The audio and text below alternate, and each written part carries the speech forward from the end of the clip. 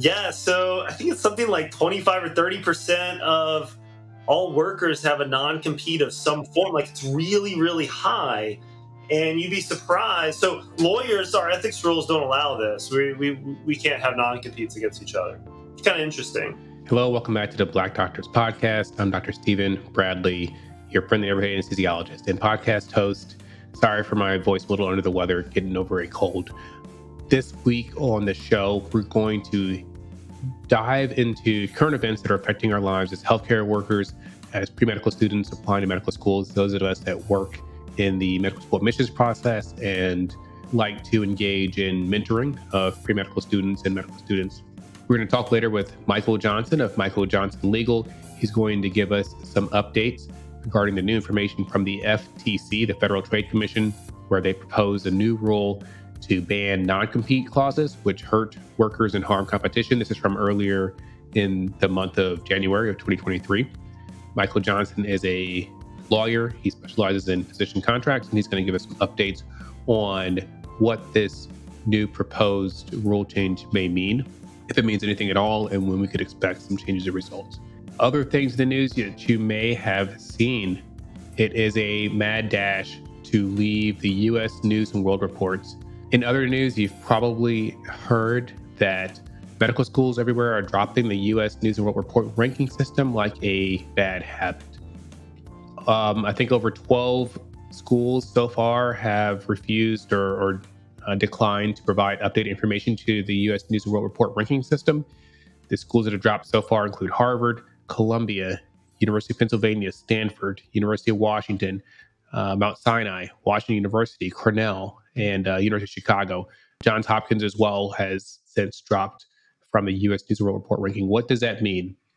I think personally, a lot of this has to deal with elitism in medicine. And I think it's fantastic that schools are starting to step back and protest and not be a part of this ranking structure, because the U.S. News and World Report ranking system isn't really based on the facts and the data of what it takes to produce a good physician. What is the ranking system based on? This is from an article on Stat News. It was actually written by Dr. Holly Humphrey. She was the former dean at the University of Chicago Pritzker School of Medicine. And this article was written back in November of 2022, entitled Deans Dump That U.S. News and World Report Best Medical School Survey. So she's advocating for leaving this survey. She mentions how law schools were kind of the first to leave the U.S. News and World Report ranking system. And she talks about how significant it would be for medical schools to follow this pathway, again, because this ranking system is more of a money grab. It's a cash grab, and it serves to, show who is the quote unquote best medical school. And it pits these poor undergrad students that are trying to get into medical school, pits them against each other, fighting to get into these elite medical schools. And when it comes to residency programs on the other side, are they selecting based upon who got to go to these elite medical schools? If you take a look into what it actually means to be top of the list in the U.S. News and World Report, the ranking structure actually lacks utility and value, according to this article, does a grave disservice to medical school applicants and reinforces bias in other practices. The U.S. News and World Report ranking system relies on a couple of data points. It looks at federal research dollars, which gives a disproportionate preference to larger schools. I can always look at this in comparison to the lens of my beloved Howard University or Morehouse or Meharry, these HBCU medical schools, which would never, reach the top of the U.S. News and World Report ranking, as you'll see, because of the metrics that are listed. So federal research dollars, right? If you're a big name school with a huge endowment, with a huge undergrad and huge research arm, then you're going to get a lot more points in the U.S. News and World Report ranking system. At no point does this consider what benefit is actually trickling down to the medical students, or how the flow of research dollars into this institution supports their experiences or medical education. Another metric they look at is reputation. This is assessed by a survey of medical school deans, department chairs, residency program directors who could not possibly possess the necessary knowledge and judgment regarding quality of education at other medical schools in the country. So this just goes to the name brand schools, of course. Another metric they look at is the ratio of full-time students to faculty, regardless of that faculty's involvement in student education. So again, you have a large, prestigious institution with a huge research endowment. You're going to have a lot more faculty members that are probably just dedicated to research and may not even interact with medical students. So how is this really contributing to medical school education? They look at the students' median scores in the medical college admissions test and their undergraduate grade point average. These quantitative measures that are strongly influenced by economics and societal factors, so family wealth, opportunities to maintain education and be educated at some of the best of institutions, right? Then there's bias and discrimination within the educational environment and educational system itself.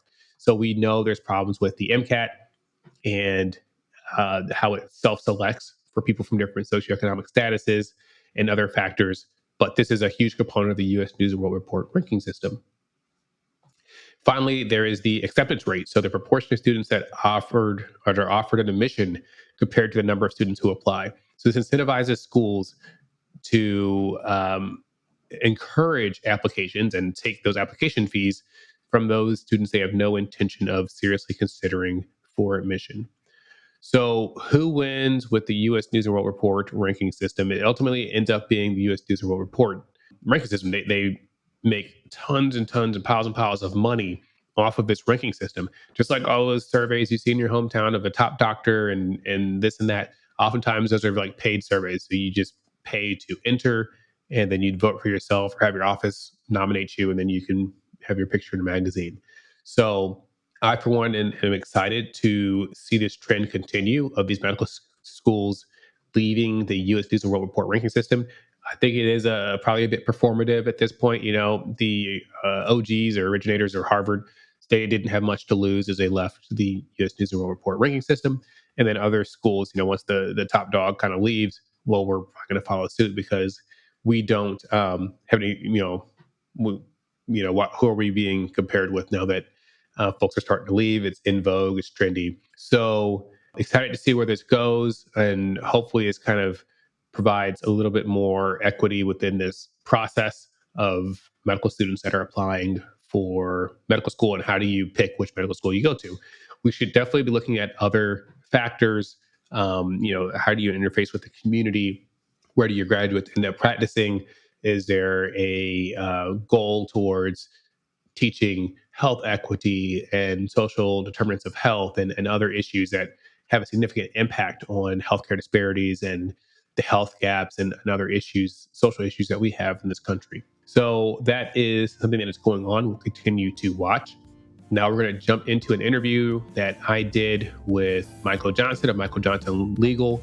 And we're going to continue this conversation talking about the FTC and the new proposed rule change. Man, so that was my last couple of months of craziness in fellowship. We talked about your last couple of months being super busy, helping a lot of folks out. But we do want, and I saw on your Instagram, which remind me it's physician, or what's your Instagram? At Physician Contracts. At Physician Contracts. Follow Michael because he does a lot of little snippets of current events. And one of the things we want to talk about is that you may have seen online this FTC and Biden. Those are the headlines. Can you explain what FTC is and then what the significance is of what's going on? Yeah, so the FTC stands for the Federal Trade Commission. And January 5th, they issued a preliminary rule that they would make all non-competes for all employees across the country invalid. Kind of a big headline, right? Like that would have a huge impact. Sounds good. Yeah, it sounds great.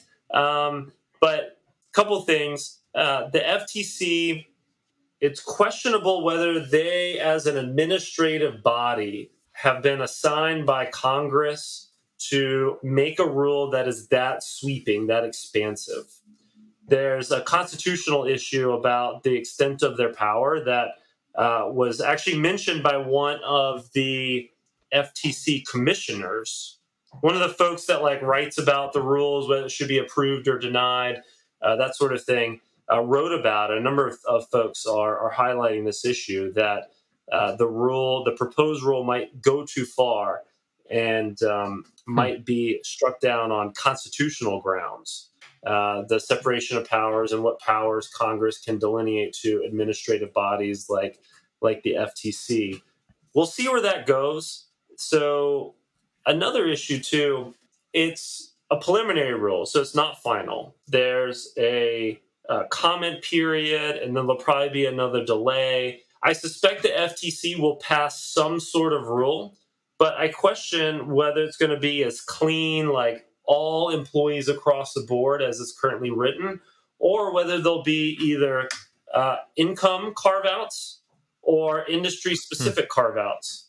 And either one of those are going to knock out physicians. Let's be real. Like if you're looking at who is more deserving of just a complete ban, a complete waiver, the sandwich maker and the minimum wage security guard that had non-competes are really at the core of this rule.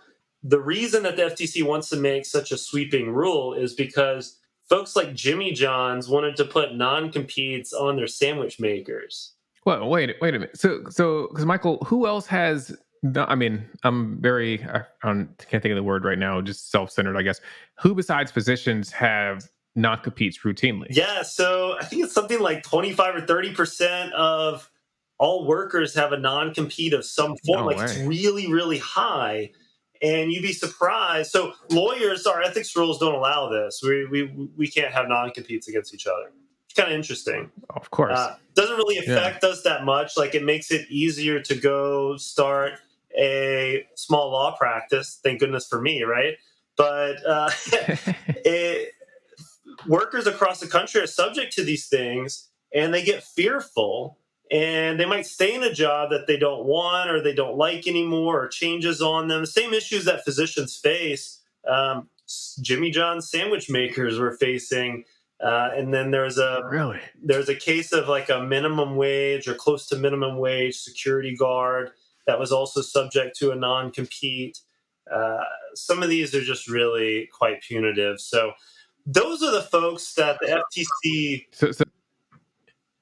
So Jimmy John says you can't go work at Subway. That's what they're trying to do. That's what they're trying to do. It's so nonsensical that it really just shocks the conscience that someone would think that that's enforceable. And look, I think we talked about it before. A non-compete doesn't have to be 100% enforceable to be effective. Like, this is one of the things that people get wrong all the time. They say, well, yeah, I mean, a court would invalidate that. Like, that's not enforceable, blah, blah, blah. Like, they could go win the lawsuit. You know how hard it is to go win a lawsuit? You know how just personally frustrating it is to be involved in one and to hire lawyers? And look, the sandwich maker at Jimmy John's, like, I'd love to take that case pro bono. That would be a blast, right? Surely they got some help from the legal community. I would hope, but physicians don't always have that luxury, so it becomes expensive. And then even if it's a coin flip, then usually there's an attorney's fees clause where you have to pay the practice's attorney's fees if you lose. And then sometimes you're in like a weird limbo land because you can't really start your next job until this lawsuit is settled. And sometimes lawsuits might take longer than anticipated. Big surprise, right? So it can be incredibly frustrating. So that's why the FTC really wants to get rid of non-competes, is because of that scenario. Yeah. But there's already been some pushback. I think it was like financial services and some of the realtors associations already started pushing back and saying like, hey, look, our model is going to fall apart a bit if this happens. And I don't think that there's going to be some mass hysterics in the physician contracting world over this issue. There's states that physician contracts are not enforceable. California is one of them. There's other ways to restrict movement of physicians besides non-competes. And we can talk about those a little bit, but invalidating non-competes will certainly be helpful for physicians. But I don't think it's going to upend the whole industry in a damaging way like a couple of the commenters have discussed. That is best. So we need to wait and see how this pans out. Yeah, I think that nothing's going to happen super quick. I suspect that the FTC will pass something, and then there'll probably be some period where there's some legal limbo, or it could be wrong. I don't know. It's hard to say for sure. But anybody evaluating contracts right now should know that the FTC has not unilaterally invalidated all non-competes. Biden administration, I think it's been a couple of years ago now. He started talking about this quite a while ago, and actually directed the FTC to look at this issue. But Biden, with some federal proclamations, I guess, spoke negatively about non-competes in the workforce. Those proclamations also did not invalidate non-competes. They're still very much alive and enforceable in states that allow them, and you should pay attention. But also, it's often not the most restrictive piece of your exit strategy. And this is why evaluating your exit strategy is so important. Sometimes it's a mix of the malpractice tail clause and the non-solicit clause. The non-solicit speaks to protecting the employer's relationships with patients, even though they're quote unquote your patients. You can't really market towards them. You can't encourage them to leave. There's usually meaningful restrictions on what you can do with your patients once you leave a practice. But that can often be more restrictive than a 2-year, 15-mile non-compete, the patient's piece. Sometimes it also applies to coworkers. Sometimes it also applies to referral sources. Imagine if you're in certain types of practice that are really reliant upon referrals. And if you can't solicit your prior referral sources, the ones that you had while you were working in that practice, that can be far more damaging than a non-compete. So I would also encourage physicians, if the non-compete ban actually comes through, that's not the end of physician contracts. There are still very, very important and powerful restrictive covenants and other barriers to exit that physicians should be well aware of. So, Michael, how far would they take things like a non-solicit? So I'm an orthopedic surgeon that left a big box hospital. I have a clinic. I want hand surgery referrals from the ER or from family practice docs. I cannot email those docs to say, hey, I have a new practice and send patients. Like where do they draw the line on some of those non-solicits? That's really challenging to answer because non-solicits are written in all kinds of different ways. It's one of the most frustrating areas for me because it's so hard to very clearly say to a physician, if you do X, you're safe. If you do Y, you're in trouble. There's almost always some sort of gray area. So if any part of your exit strategy includes needing to reach out directly to referral sources, you really don't want to do that alone. You need a lawyer, frankly, probably needs to be in your city, ready to help defend you if you end up in some sort of war of words or some sort of legal claim scenario, to evaluate what the pros and cons are of your proposed actions. Many non-solicits will be a little bit vague on referral sources. I see in dermatology, a lot are very clear about referral sources. Like that's probably the most valuable thing that you would take away. Patients are great, but if you are able to directly market the referral source that you developed during the practice, then you can probably leave and do just fine. I see a lot of details in my dermatology, particularly cosmetics, about referral sources. Some might even go as far as to list out in a schedule all of their referral sources and make it clear that these are protected, these are excluded from referral source non-solicits. It's a very roundabout answer to your question, Stephen, but it kind of highlights this idea that there can be tons of gray area, and it's not a super comfortable, fun area to be in. But look, if you work directly for a hospital in your ortho hand surgeon example, you work directly for the hospital and you got all of your referrals internally from the hospital or from all of the other docs that their practices were bought out from the hospital, and you want to start your own private practice. where are you going to get referrals if the hospital hires somebody else that kind of does the same thing, or if the others in that group that are directly employed by the practice are able to absorb your patients and absorb the additional referrals, then that could be the most restrictive piece of your exit strategy. The macro level, you probably didn't think we were going this direction, Steve, but the macro level of like, I guess, consolidation in medicine makes non-solicited referral sources, coworkers, patients far more challenging. Often non-solicited coworkers, it can be the biggest barrier to like leaving and starting in private practice. You might not want to start it by yourself. You might want to start it with the doc that you worked with at the hospital that you really, really liked. You love working together, or a couple of you, and you want to leave and start your own practice. Well, if you guys are planning all this together at the same time, you're kind of soliciting each other all at the same time, right? Wow. So it can get really challenging. Way. So yeah. When you put it that, like, because nobody ever talks about any of this, when you're going through medical training, and I see this happen because I know a couple of folks that really have large social media followings, and everything's great. They're posting on social media. They're at this practice, and all of a sudden, there's like radio silence. They don't post about their practice anymore, but they also don't post where they're going to. It's like a vague, cryptic message about stay tuned. And I'm like, there's like some stuff going on. And so I don't know if it goes that far. Is that gray area where maybe you can't post about what you're doing next without, some kind of legal action? It gets pretty, like you said, it's a gray area, I guess. Yeah, I'm involved in quite a few discussions like that with the recently growing Instagram presence.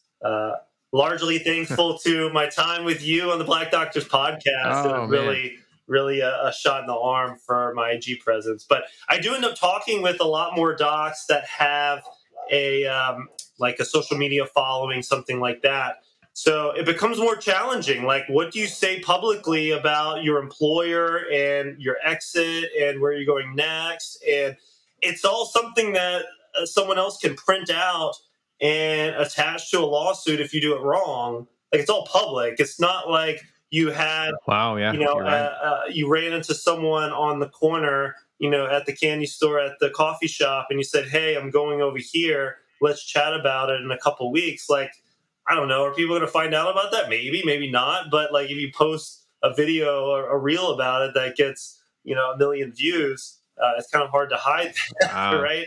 So it's challenging. Wow, that is a lot to think about. And I had a guest on about a year ago or more, and their whole thing was kind of taking your own marketing as a physician, because you'll see, and it was very eye-opening to me, you'll see so many folks. I'm with a big box healthcare organization, and you're on their website. So you Google their name, they're going to come up under that hospital's website. They have their reviews through that hospital. So obviously, if you leave that, then you've lost your reviews, you've lost your search engine optimization. It's all like connected to that one institution, as opposed to building your own, getting your own website, using your Google business page, and there's just different ways, I guess, to separate things out and protect yourself.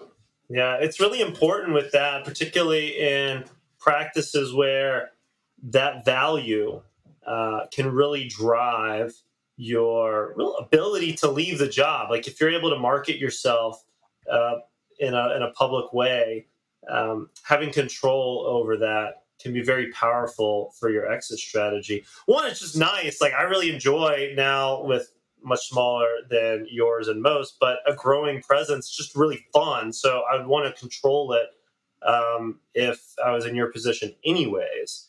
But understanding what you can do with it can be very powerful. I like the idea of really clarifying that in the outside activities clause, sometimes the intellectual property clause, or like some moonlighting / exclusive dealings type clause, something like that, that speaks to what you can do outside of practicing medicine, that like kind of quasi medicine space, the consulting space.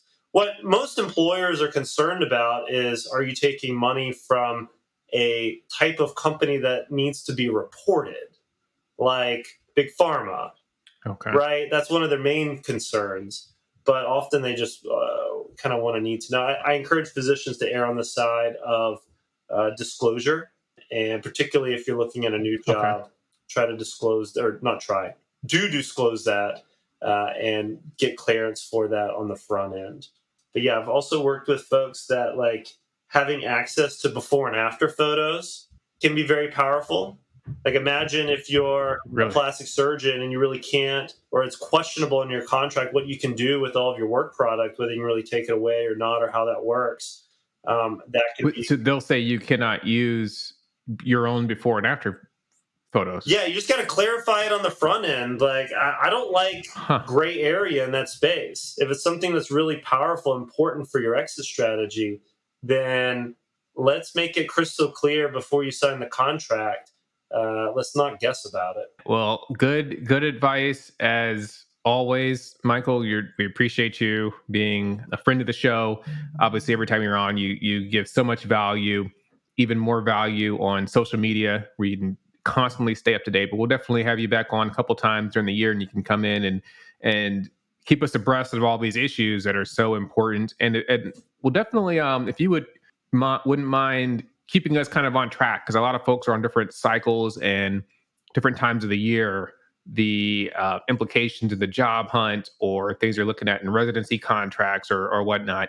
We'd love to have you back because you just add so much value to our experience as healthcare workers. Thank you so much. That's really kind, and congratulations to you. Like, let's take a moment and take a bow. Like, it's such a long process. It's so challenging. I know you had your time in the Navy before going back to fellowship, but then doing it again. You're looking at a move to Florida, you said, and it's a really cool moment. So I hope you've enjoyed this moment of the last handful of weeks, and just kind of the excitement of having made a decision and moving forward. Congrats, way to go. Absolutely. Before we leave, would you mind sharing where folks can get a hold of you, your socials, because you do kind of a blog and some other information that you provide. Can you give us that information? Absolutely. So I'm most active on Instagram at Physician Contracts. Super obvious, right? Not hiding the ball at all. At Physician Contracts. My goal, I think I missed like 2 days this year. My goal is to post something every day, post a reel or a blog. I also have a couple kids, so you'll see them like sleeping in the background sometimes. Sometimes I got to squeeze it in when I can. But what you'll see on some of those is just me talking about whatever I'm dealing with that day. Often the issue that I'm discussing about physician contracts is something that I've dealt with in the last handful of days, couple of weeks. But I try to open source as much information as I possibly can for physicians to help them understand how to contract, how these affect their lives. So the IG at Physician Contracts, check out my website. Still under construction, Stephen. PhysicianContracts.com. Michael. I've been too busy. This is terrible. I know, right? So for folks that haven't heard, like if you go back to I think we taped it like in May or June. It probably dropped in July or something. I talked about how I would tell everybody about PhysicianContracts.com. So I'd like get on making the website and getting it up to speed. That's how busy I've been, Stephen. I haven't even done it yet. So, but my blogs are there. You can go see my blogs. I have several like cornerstone blogs that you can use as a starting point. And I really want to grow that, just to open source your information as much as possible. But yeah, those are the best ways. If you want to reach out to me, you can DM me or contact me through my website. Go to @physician.com, physiciancontracts.com, and contact me there. I'd love to be helpful. Oh, last thing, Stephen, if you have a residency and fellowship program and you have some open space on your didactics, I'm fun to chat with. I'll put together a PowerPoint presentation and I'll zoom in. Super easy for me, and I've got some really good responses from that. Try to do maybe once every week or 2 weeks. So we'll do our best to get something scheduled if you're interested. Fantastic. I think you mentioned you're looking for another partner potentially. Yeah, so I'd love to grow some more. It's been so much fun bringing on Esther and working with another physician contract lawyer and being able to bounce ideas off together. I feel like we're really a great team, and we're set up nicely to grow, to add someone else to our practice. It'd be great if the lawyer that we added knew a little bit about the physician world. You don't have to have a ton of experience in any particular area, but if you're interested in physicians and maybe have some background in physician experience, that can be very helpful to us. I would love to work with someone who's interested in being remote. We're remote and somewhat asynchronous. You can kind of set your own hours. We can work on a full-time or a part-time scenario. But if you're passionate about helping physicians and you're a lawyer, you're licensed, then I would love to chat with you about it. Contact me through my website. That would be really, really special. Fantastic. Well, Michael, thank you again for coming on and sharing so much super valuable information. For you listening, thank you so much for listening to the Black Doctors Podcast. Stephen, your host. Tune in next week for another fantastic episode. We're here because representation matters.